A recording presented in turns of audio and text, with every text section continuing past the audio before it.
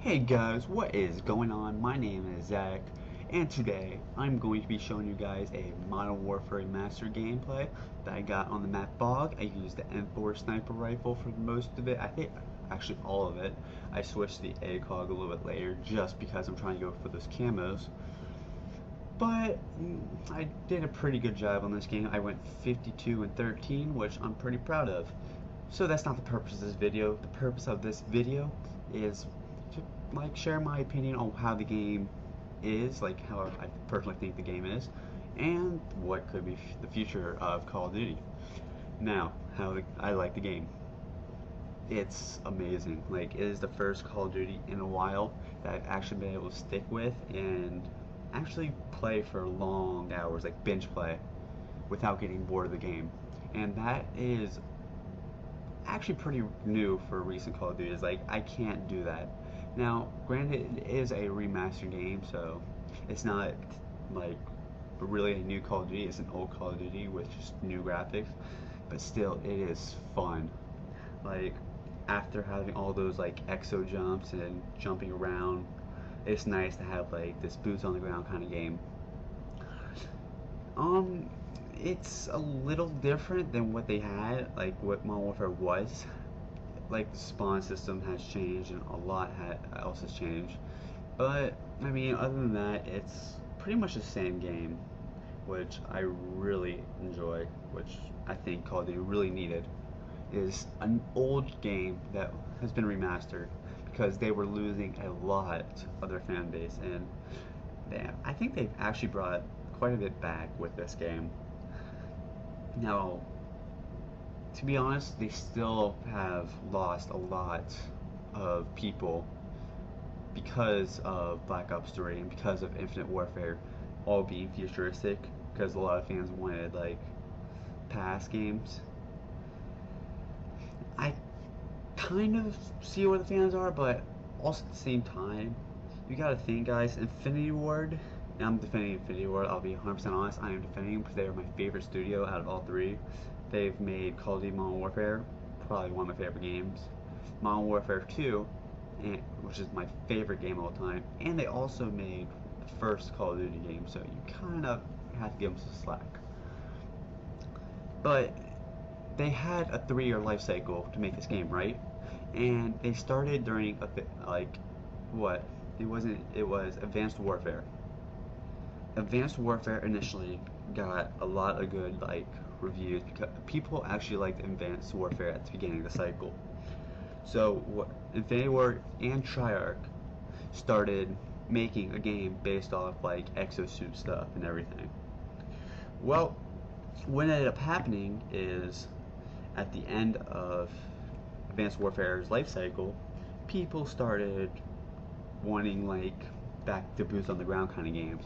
But by that point, Treyarch and Infinity Ward had already like had a year start, like they already were a year in to making the next good game, because that was Sledgehammer's first time playing. Now, yes, like Treyarch had a little bit more time because they did start like a year earlier, but Activision like works with all three of the studios, so they probably knew like what Sledgehammer was doing, so they told Activision like, hey, people are liking this game, this is something new, you should incorporate something like this into your game. So they did it. And when the end of Advanced Warfare's life cycle came, they couldn't really change it much, and that's where people started getting mad, is because people wanted a boost on the ground game, but both Activision and Infinity Ward, or Treyarch and Infinity Ward, both wanted like already made a like boost jump game, and nobody wants that. So they can't go back and change it right now, which I feel really bad because they're getting all this hate for something that they really didn't have like they had some control, but like their game would have been complete like garbage if they would have done that. So what I'm assuming for the future of Call of Duty is that Sledgehammer is next in the cycle. Sledgehammer is going to make another Boots on the Ground game. They're not going to make an Advanced Warfare 2. They will not. I promise you that. They will more than likely go to modern day or like back in time, like the Vietnam or World War II. Or they could even follow Battlefield 1 and go back to World War 1. I don't think they're going to do that. They may.